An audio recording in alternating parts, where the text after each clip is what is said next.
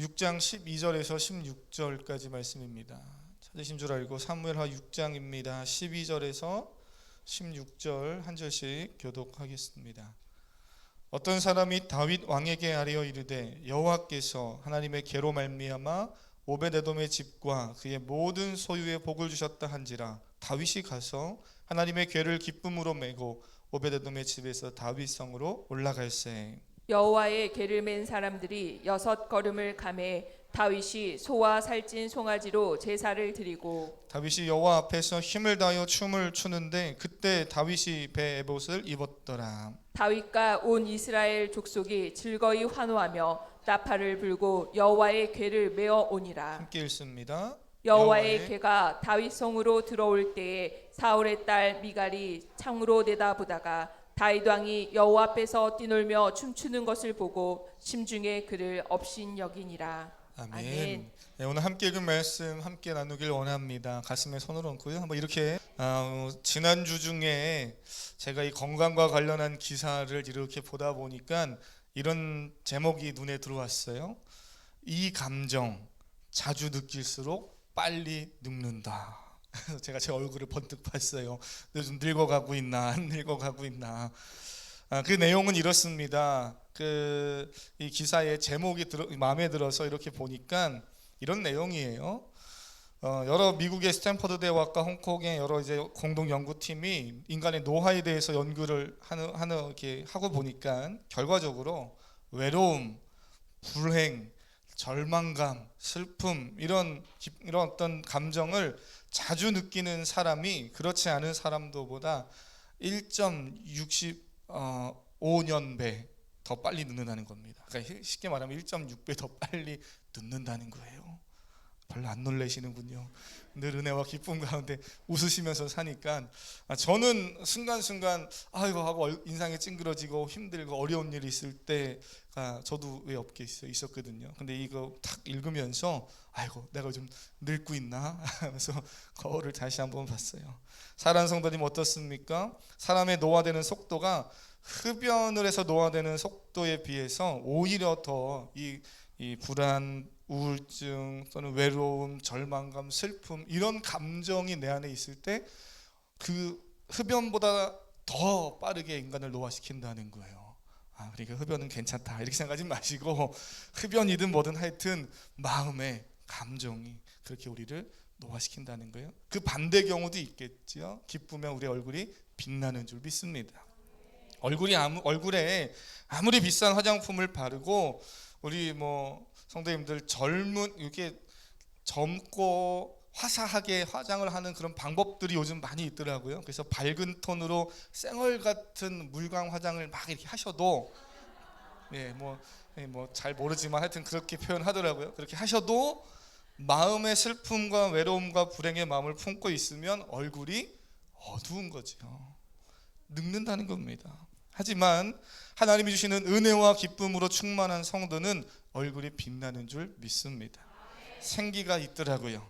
사랑하는 성도님, 교회에 들어오시기 전까지 어떠한 마음으로 들어오셨든지 혹시 얼굴빛이 조금 내가 어두운 상황이 있었다 할지라도 예배를 마치고 돌아가는 성도님들의 얼굴에는 늘 하나님이 주시는 은혜로 빛나고 생기가 있기를 주님의 이름으로 축복합니다. 저는 오늘 본문을 사무엘하의 이 다윗의 이 법궤가 들어올 때 춤추는 이 모습을 읽고 또 상상할 때마다 다윗의 얼굴이 어땠을까 하는 상상을 전 좀 해봐요. 다윗은 지금 기쁨과 감격 속에서 춤을 추고 있습니다. 그가 얼마나 기쁘고 좋았는지 다윗은 그냥 몸을 좀 좌우로 흔드는 정도가 아니고요, 막 뛰었다 이렇게 성경이 표현해요.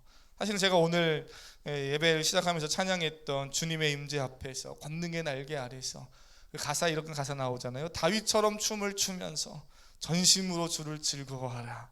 그럼 사실은 막 우리가 일어나서 막 계속 뛰고 막 이래야 되는 이런 거거든요. 이 찬양의 가사는. 근데 제가 이제 그러긴 너무 또 혹시 성도님들이 당황하실 수 있고 또 처음 오신 성도님은 여기 이상한 데인가 보다 이럴 수 있어서 제가 가능한 한 좀 이렇게 은혜롭게 부드럽게 하려고 했지만 사실 마음은 막 땀 흘려 뛰고 싶을 만큼 뛰는 것, 이게 이제 주님 주시는 기쁨과 은혜지요. 다윗이 그렇게 찬양했다는 거예요. 다윗이 그렇게 춤을 췄다는 겁니다. 오늘 말씀에서 다윗이 춤을 췄다는 것에 좀 주목하려고 해요. 그래서 오늘 말씀의 제목도 춤추는 다윗 이렇게 한 겁니다. 다윗이 춤을 췄어요. 근데 그 춤을 추는 건 뭐 그리 대단한 일이라고 그러나 생각하신다면 사무엘하 또는 사무엘상에 다윗이 등장하는 본문부터 한번 쭉 읽어보세요. 읽어보시면 다윗이 춤췄다는 표현이 등장하지 않습니다. 잘 한번 생각해 보세요.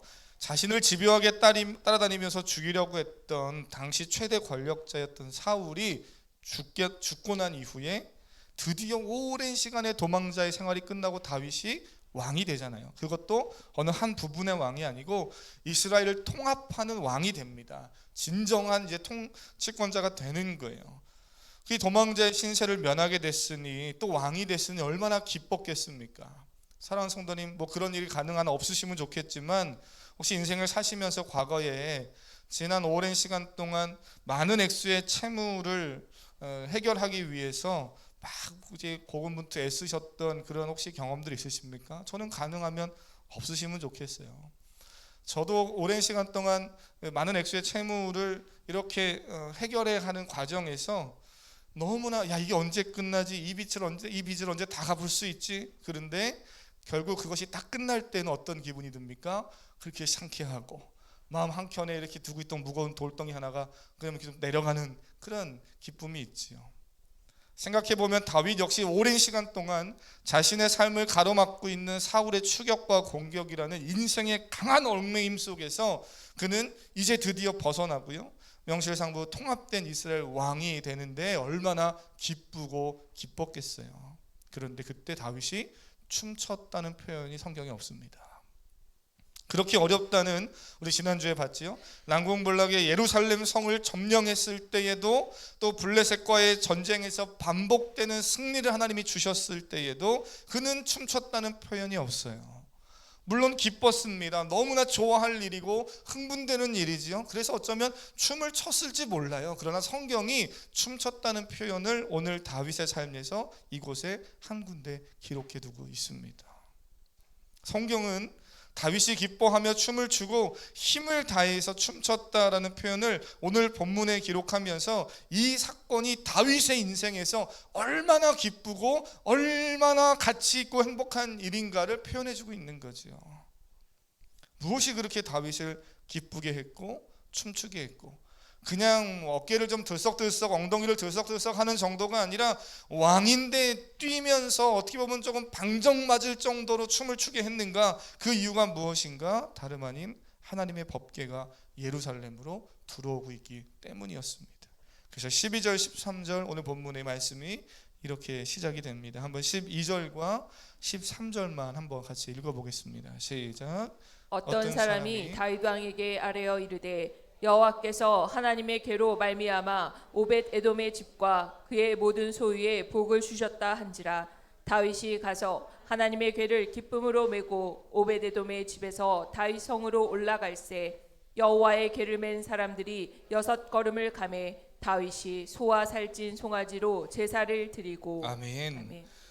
사무엘상 5장을 보면요, 이스라엘 백성들이 블레셋과의 전쟁에서 승리하려는 목적을 가지고 하나님의 언약궤를 가지고 나갑니다. 우리는 지금 사무엘하를 보고 있는데 한참 전인 사무엘상의 5장쯤 4장 5장 6장쯤의 말씀을 보면 그런 사건이 있어요.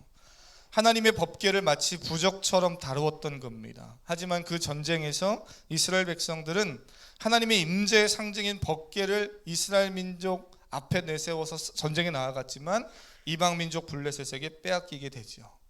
고대 전투에서 어느 한쪽이 패배했다는 것은 그들이 섬기고 있는 신 역시 패배했다는 것을 의미해요. 그러니 이스라엘에게도 매우 수치스러운 일이지만 하나님에게는 정말 굴욕적인 사건입니다. 그런데 하나님이 그 일을 스스로 그렇게 하셔요. 힘이 없어서, 하나님이 약해서가 아니라 하나님이 스스로 하나님의 언약궤를 블레셋 이방 민족에게 빼앗기게 하십니다. 하나님의 임재를 상징하는 법궤도 중요하지만 그것을 중요하게 다뤄야 되는 것도 의미가 있고 당연히 해야 되는 일이지만 더 중요한 것은 하나님이라는 본질 그 자체를 중요하게 여겼어야 되는데 그거를 망각한 이스라엘 백성들에게 하나님은 블레셋과의 전투에서 그 중요한 법궤를 빼앗기게 하셔요. 이것이 우리가 지난 사무엘상 말씀 볼 때도 잠깐 나누었던 말씀입니다. 혹시 기억하시는지 모르겠어요. 하나님은 우리 외형보다 껍데기보다 더 중요한 본질 하나님을 놓쳤기 때문이다. 제가 이런 말씀을 드렸습니다. 표정을 보니까 날 듯 말 듯 생각이 날 듯 말 듯 하시는 것 같아요. 오늘 본문 보면 결국 하나님은 이스라엘을 깨닫게 하기 위해서 스스로 당하셨던 수치를요, 사무엘상 5장 6장에서 스스로 완전히 회복하십니다. 하나님의 법궤를 빼앗아간 블레셋 진영에서 그들이 섬기는 다곤 신상이 오히려 하나님의 법궤를 갖다 놓으면 그 앞에서 막 꼬꾸라지는 거예요. 막 부러져 있는 겁니다. 블레셋 진영에서 섬기던 신들이 무너지고, 또 그 다음날 또 세워놓으면 또 무너지고, 또 그 지역에 막 독종과 재앙들이 일어나고, 그래서 결국에는 이스라엘 백성들에게 이 법궤를 돌려보내려고 하는 일들을 사무엘상에서 블레셋 사람들이 하지요. 하나님은 그 무엇에게도, 그 누구에게도 하나님의 영광을 빼앗기지 않는 분이시죠. 하나님은 그 자체로 영광이시고 그 빛나시는 분인 줄 믿습니다.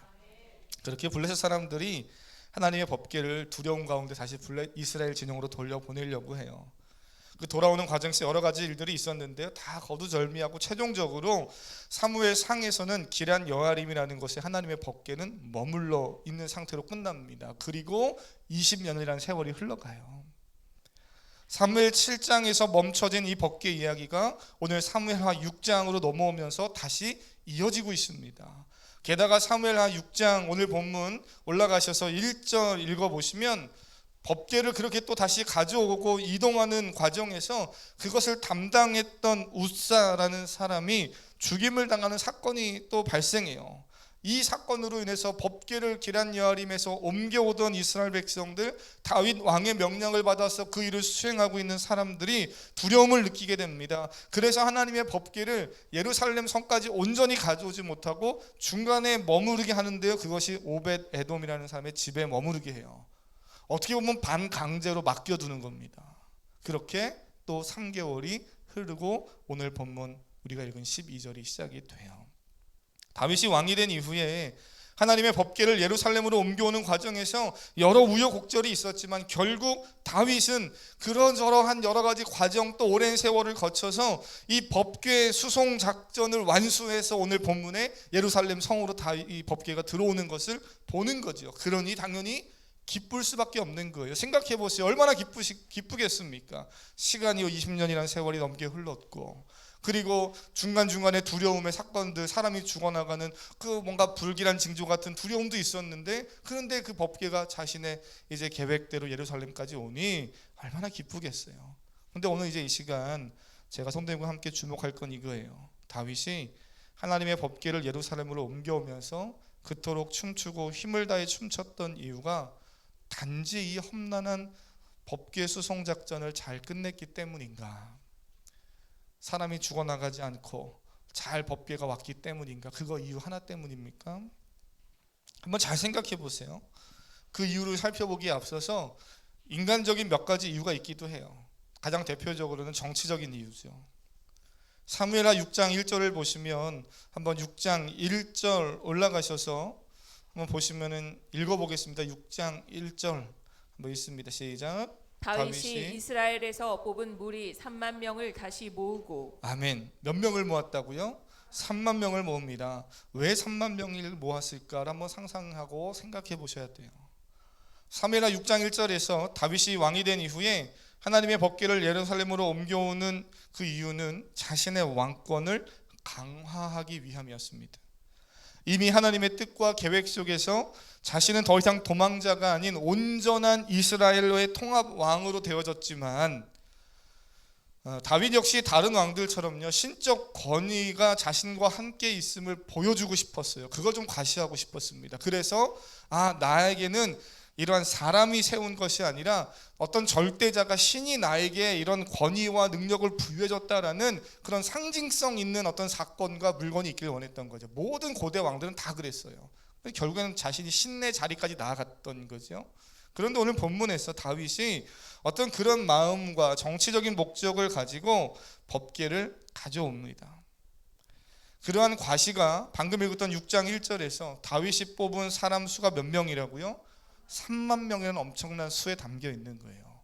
굳이 이렇게 많은 사람 필요 없거든요. 근데 3만 명이라는 사람을 뽑습니다. 물론 이 3만 명의 사람이 전부 다 법궤를 옮기는 일에 수송작전에 투입됐는지는 알 수 없지만 분명한 사실은 성경은 그렇게 많은 사람들을 지금 다윗이 모았고 자신의 왕권과 자신의 힘을 과시하고 있음을 보여주지요.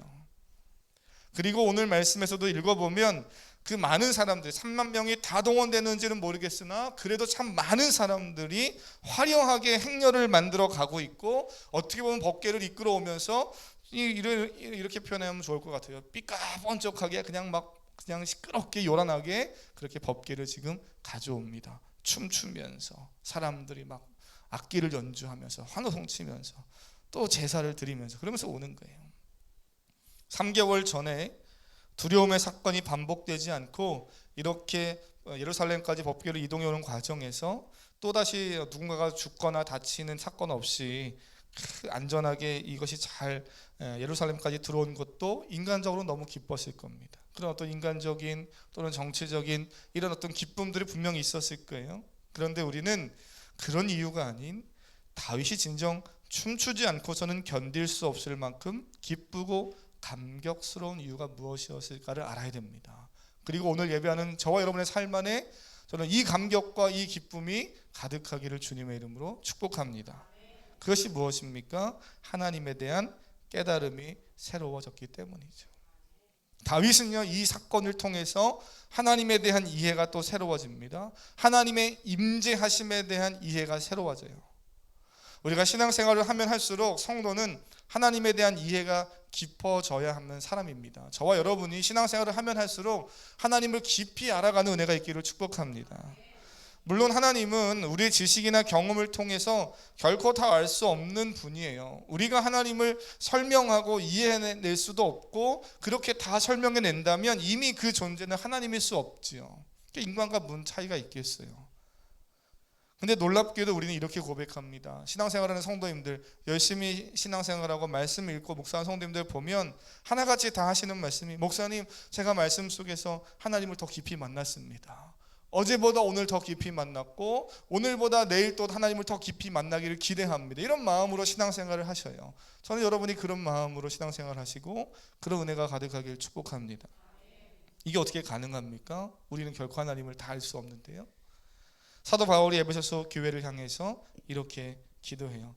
오늘 이 말씀을 좀 한번 같이 읽어보길 원합니다. 신약성경 에베소서 3장 18절과 19절입니다. 신약성경 에베소서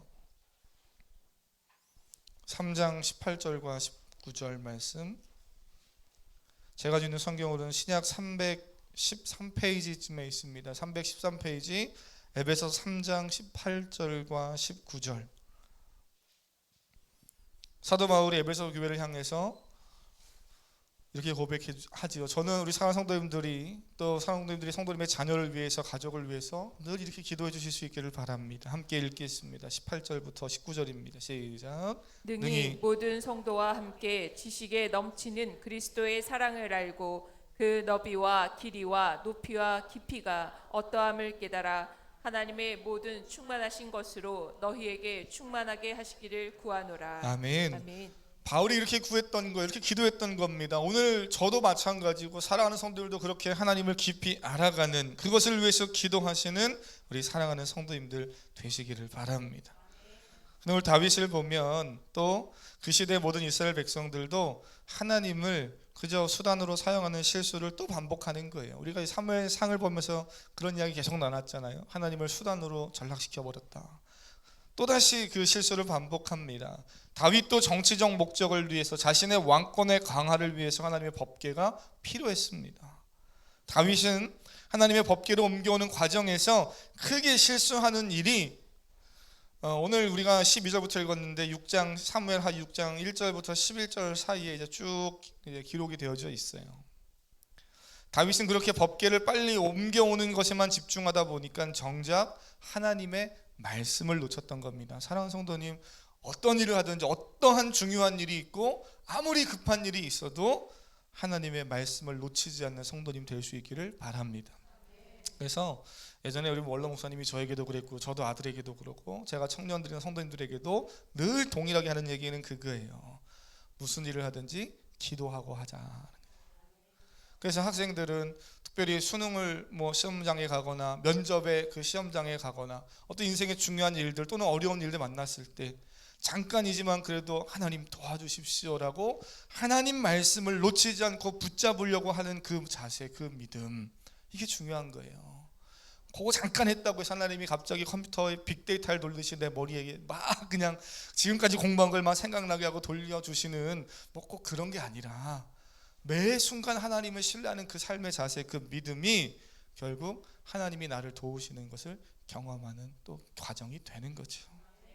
그래서 우리 학생들도 또 성도님들도 인생의 중요한 일들 만날 때마다 늘 기도하실 수 있기를 바랍니다. 말씀을 놓치지 않기를 바랍니다. 근데 다윗은 법궤를 가져오고 자신의 왕권을 강화하는 데는 관심이 있었지만 정작 하나님의 말씀을 평소 그러지 않았던 다윗인데 오늘 본문에서는 그 하나님의 말씀을 놓쳐요. 그래서 그가 생각하지 못합니다. 그리고 그런 사건들이 6장 1절 12절 사이에 등장하지요. 분명 출애굽기 25장 또는 민수기 3장 4장 같은 말씀을 보면 법궤를 옮겨올 때 어떻게 해야 되는지를 하나님이 말씀해 주셨어요.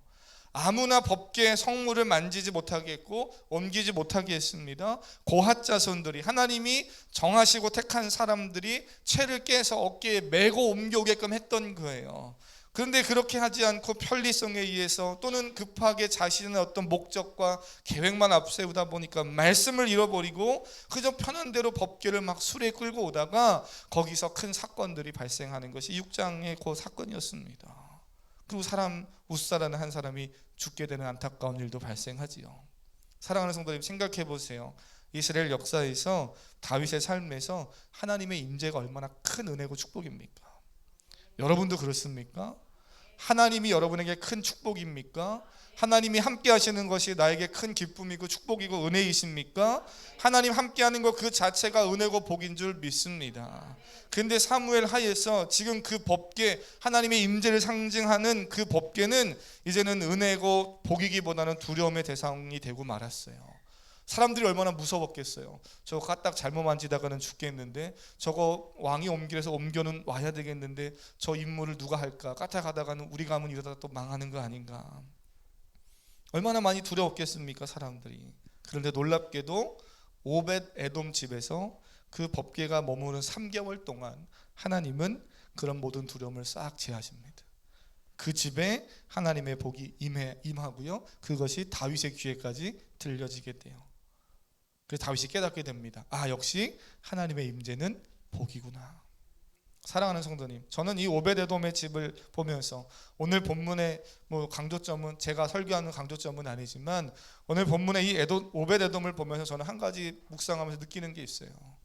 때로는 오벳에돔의 집이라고 그걸 받아들이고 싶겠습니까? 왜 하필 우리 집입니까? 옆집에 제가 오늘 주중에 말씀 묵상하면서 모임하는 성도님들과 그런 얘기했어요. 왜 오벳에돔 접니까? 휘빈이도 있고 유나집사 형도 있고 고집사 형도 있고 우리 권사님도 있고 여성교 회장도 있는데, 아니 원로 목사님 계신데 원로 목사님 식으로 보내주십시오. 나는 아직 아닙니다 라고 왜 말 안 하겠어요? 근데 오벳에돔 집에 그 법궤가 들어가고 거기서 그 사람들은 그걸 거부하지 않고 받습니다. 때로는 내 생각과 내 마음에 또는 원치 않는 일이라 할지라도 좀 두렵더라도 하나님의 말씀을 그대로 받아들이고 순종하는 자에겐 반드시 은혜와 복이 있지요. 저는 여러분의 삶 안에 말씀을 따르다 보면 때로는 조금 버거울 때 있어요. 사랑하는 성도님, 신앙생활하는 게 왜 버겁지 않습니까? 때로는 버거울 때 있습니다. 그러나 믿음으로 받으시면 하나님이 약속하신 귀한 은혜와 복이 감당할 수 있는 힘이 있는 줄 믿으시길 바랍니다. 그래서 오늘 다윗이 이걸 깨닫는 거예요. 아, 오벳에돔 집에 그냥 갖다 놨는데 거기서 오벳에돔 사람들이 특별히 뭘 해서가 아니라 그냥 하나님의 은혜구나, 하나님의 임재 그 자체가 복이구나 하는 것을 다윗이 깨닫게 됩니다. 하나님 그 자체로 복이라는 거예요. 여기서 또 한 번 다윗은 깨달음이 오는데요, 지난번과는 전혀 다른 모습이죠. 다윗은 무엇이 잘못되었는지를 깨닫고 있어요. 하나님이 정하신 말씀대로 이제는 법궤를 다시 옮깁니다. 그 오베데돔 집에서 법궤를 옮길 때 이전에는 그냥 편리성에 따라서 수레에 옮겼지만 이번에는 그가 깨닫고 하나님의 말씀대로 다 어깨에다가 법궤를 메고 이동해요. 근데 재미난 표현이 12절에 한번 눈으로 보세요. 12절에 보면 법궤를 누가 옮기고 있습니까?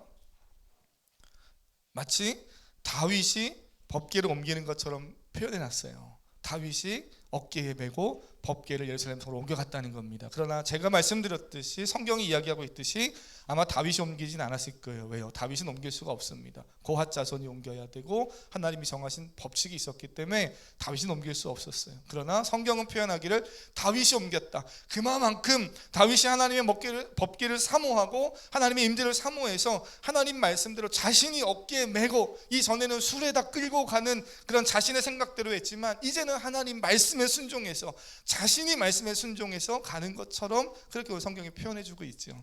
그러나 이제 그 밑에 말씀 보면 실제로는 다윗이 아니고요, 이제 그 옮겨야 하는 사람들이 옮기는 것을 보게 돼요. 그래서 13절에 여호와의 궤를 맨 사람들이 이렇게 표현하지요. 그렇게 말씀에 이제 순종해서 말씀대로 절차를 따라 법궤를 이동해 갑니다. 오늘 본문은 표현하고 있지 않지만 역대상 15장을 보면 이 동일한 사건을 기록하면서 다윗은 무엇이 잘못됐는지를 깨달았고 수정하는 모습을 역대상에서는 보여줍니다. 오늘 본문은 표현하고 있지 않지만 비교해서 보면 다윗은 깨달았던 거예요. 우사의 죽음 이후에 하나님의 말씀을 떠올리게 되고 무엇이 잘못됐을까를 그는 깨닫습니다. 하나님의 말씀에 순종하여 행동하는 것이 정말 중요하구나. 별거 아닌 것 같은데 하나님의 말씀을 가볍게 여기는 것이 우리 인생에서 얼마나 심각한 문제고, 반대로 하나님의 말씀을 중하게 가치 있게 귀하게 여기는 것이 얼마나 인생에서 중요한 문제인가를 다윗은 깨닫은 거예요. 그래서 또다시 다윗이 한번 성장하는 거지요. 하나님의 법궤가 중요한 줄 알고는 있었지만 그 법궤를 다루는 과정에서 놓쳤던 하나님의 마음, 하나님의 말씀을 떠올리면서 깨달아가는 다윗이 오늘 본문에 등장하는 다윗의 모습입니다. 사랑하는 성도님, 우리는 매 순간 하나님의 말씀이 뭐라고 내게 말씀하는지를 점검해야 돼요. 그러려고 예배를 드리는 거죠. 그러려고 말씀을 듣고 또 들은 말씀을 예배가 마치고 식사 후에 셀에서 모여서 나누는 겁니다. 세가족 성도님이 저에게 그랬어요. 목사님, 설명을 해주셨으면 제가 셀 모임 할 때 들어가서 당황하지 않았을 텐데 모르고 들어갔다가 성도님들이 막 말씀 들은 걸 기억하고 또 누군 적고 그래서 막 이야기하는데 전 너무 당황했어요. 그래요. 그래서 제 잘못이지요.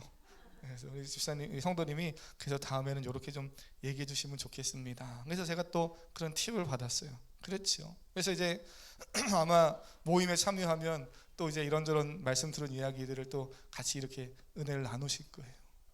근데 이걸 왜 하는 겁니까? 얼마나 내가 잘 들었나, 누가 더 똑똑하게 잘 들었나, 이거 하려고 하는 게 아니라 말씀 속에서 하나님이 내게 뭘 이야기하셨는가, 이번 주일에는 하나님이 말씀에서 내게 뭘 깨닫게 하셨는가, 우리가 이런 것들 서로 나누고 나 혼자 받은 것이 아니라 다른 사람이 받은 은혜를 함께 들으면서 그 은혜가 풍성해지는 경험을 하는 거예요. 그러려고 말씀을 나누는 겁니다. 그 말씀이 깨달아지는 것 참 중요하고, 깨달아졌다면 그것을 또 그 말씀을, 깨달은 말씀이 얼마나 중요한가를 그걸 알고요, 그 말씀을 중요하게 다루는 자세가 중요해요. 자, 이거 꼭 말씀드리길 원합니다. 사랑하는 성도님, 말씀을 잘 깨달은 거 좋은데요, 깨달은 말씀을 정말 중요하게 여기시면 중요하게 여기는 것처럼 삶에 나아가서 다루시고 살아가시기를 축복합니다. 제가 이런 예를 드렸어요. 유독성 물질을 담겨둔 통에 눈에 띄는 색깔로 취급 주의, 손대면 죽습니다, 절대 만지지 마십시오 라고 하면 사람들은 그것을 만지지 않을 거예요. 오늘 예배 들어온 성도님들 제가 여기 한가운데 이렇게 큰 통 갖다 놓고 취급 주의, 만지면 죽습니다 하면 만지는 사람 아무도 없을 겁니다. 왜 그렇습니까? 거기 써져 있는 그 문구를 그만큼 중요하게 다루고 있는 거죠. 삼성과 LG 반도체에서 근무하는 청년들이나 성도님들 이야기를 들어보니까요, 직장에 들어갈 때, 그 작업장에 들어갈 때 정해진 복장을 입어야 되고, 정해진 룰에 따라서 핸드폰도 때로는 반납하기도 하고 카메라도 다 가려야 되고, 아마 그렇게 일하시는 우리 성도님들 여기 많이 계실 겁니다. 그렇게 여러 가지 조건과 까다로운 절차들을 따라서 지켜줘야만 들어가고 작업할 수 있다는 거예요. 오늘 우리가 읽은 말씀을 우리는 그저 성경에 쓰여진 글로 종이에 있는 종이 책에 쓰여진 그런 글로 보고 있지만 우리는 이 말씀이 하나님의 살아있는 말씀인 줄 믿습니다. 하나님의 살아있는 말씀이다라고 믿는 건 그만큼 말씀의 가치를 중요하게 여긴다는 거예요. 근데 정말 삶에서 그렇게 여기고 또 그렇게 다루고 계십니까? 말씀을 글자로 보는 그런 삶이 아니라 나의 삶의 현장에서 마치 눈앞에 늘 살아 움직이는 것처럼 역사하는, 이제 미래 점점 시대가 좋아지면 뭐 그런 시대도 올지 모르겠어요. 이렇게 다니다 보면 눈앞에 뭐 영화에서 나오듯이 뭘 이렇게 누르거나 상상하면 눈앞에 쫙 정보가 나오는 홀로그램 뜨듯이 우리 인생 앞에 늘 하나님의 말씀이 띄어지고 보여지고 이렇게 이것은 중요하다라고 보여지는 그런 삶의 모습, 그런 삶이 있어야 되는 거죠. 저는 여러분의 삶 안에 그렇게 살아 숨쉬는 하나님의 말씀과 문구들이 늘 눈앞에 보여지기를 축복합니다. 종이에 써져 있잖아요. 성경으로 보잖아요. 이거 무슨 말도 안 되는 일. 그런데 내 삶에는 늘 하나님의 말씀이 있다. 내 눈앞에는 늘 하나님의 살아 숨쉬는 하나님의 지침, 중요한 말씀이 있다. 이런 생각을 가지고 사시기를 바랍니다. 그래서 저는 말씀을 이렇게 마무리하려고 해요. 오늘 이제 미갈에까지 좀 보려고 했는데요. 미갈에 대한 이야기는 뭐 다음에 또 보도록 하고요. 결국 다윗과 상반되는 이 16절 이후에 미갈의 모습이 16절 이후부터 23절까지 쭉 기록이 되어져 있어요. 미갈과 다르게 다윗이 이렇게 기뻐했던 이유가 뭡니까? 하나님에 대한 깊은 이해와 하나님이 나와 함께 하신다는 것이 얼마나 큰 은혜인지를 깨달았기 때문이죠. 과거에도 깨달았고 알았지만 이 사건을 통해서 다시 한번 새롭게 성장하는 또한 깨달음이 있었던 거예요. 그래서 다윗은 춤추지 않고서는 견딜 수 없었던 겁니다. 반대로 이러한 하나님의 은혜를 알지 못하고 경험하지 못한 미갈은 다윗의 이런 모습이 절대 이해되지 않는 거죠. 수많은 세상의 사람들이 주일날 왜 교회 가냐고 합니다.